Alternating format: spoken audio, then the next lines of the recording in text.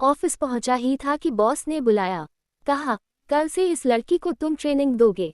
मैंने देखा, गोल चेहरा, तीखी आंखें, ब्लैक एंड व्हाइट ड्रेस में वो किसी परी जैसी लगी। उसे देखते ही दिल धड़क उठा। मेरी सूनी जिंदगी में जैसे रोशनी आ गई हो। नाम था फरनाज, एक अलग लेकिन प्यारा नाम। सर, आप, कहकर बात शुरू की उसने। मैंने कहा, कोई सर्वर नहीं, नाम से बुलाओ। फ़ोन नंबर एक्सचेंज करते समय मैंने बोला, मैं ज़्यादा फ़ोन यूज़ नहीं करता। उसने मुस्कुराते हुए कहा, मैं क्या तुम्हारा गार्डनर हूँ जो बार बार फ़ोन करूँ? ज़रूरत पड़ी तो करूँगी। वो बोलने में सीधी थी, दिल से भी।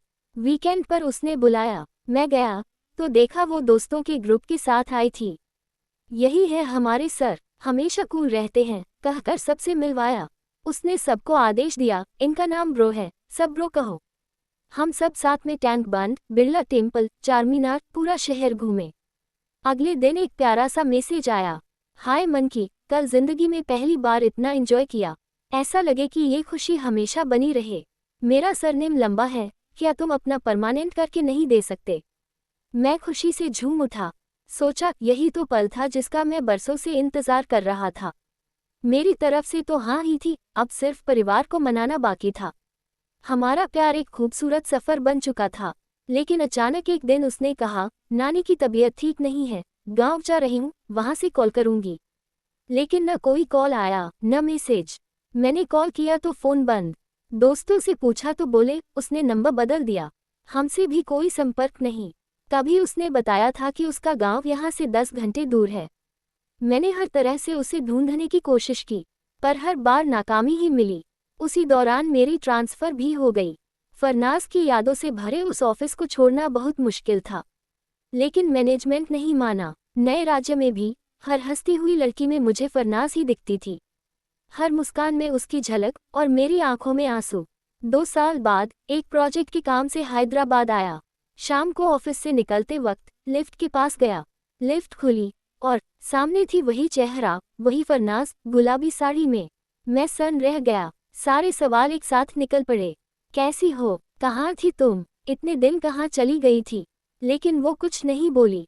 बिना एक शब्द बोले ऑफिस से बाहर निकल गई। मैं उसका पीछा करता हुआ बस स्टॉप तक गया। उसने एक बार भी मुड़कर नहीं देखा। कुछ देर बाद एक आदमी एक छोटे बच्चे के साथ वहां आया। फरनाज ने उस बच्चे को गोद में उठाया, बाइक पर बैठ गई। उस बच्चे के ऊपर नीली शॉल थी, वही शॉल जो मैंने वैलेंटाइंस डे पर उसे गिफ्ट की थी। सब कुछ समझ आ गया। मैं बस खड़ा रह गया, जैसे जमीन पर जड़ हो गया।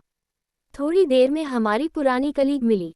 उसने बताया, जिस दिन फरनाज गांव गई, उसी दिन उसकी नानी का देहांत हो गया। वो सदमे में थी, उस हालात में प्यार की बात करने की हिम्मत नहीं हुई। कुछ हफ्तों बाद परिवार ने जोर डाला कि वो किसी रिश्तेदार के बेटे से शादी कर ले। हमारे सामाजिक वर्ग अलग थे। उनके घरवाले कभी हमारे रिश्ते को नहीं मानते। उसने मजबूरी में शादी कर ली।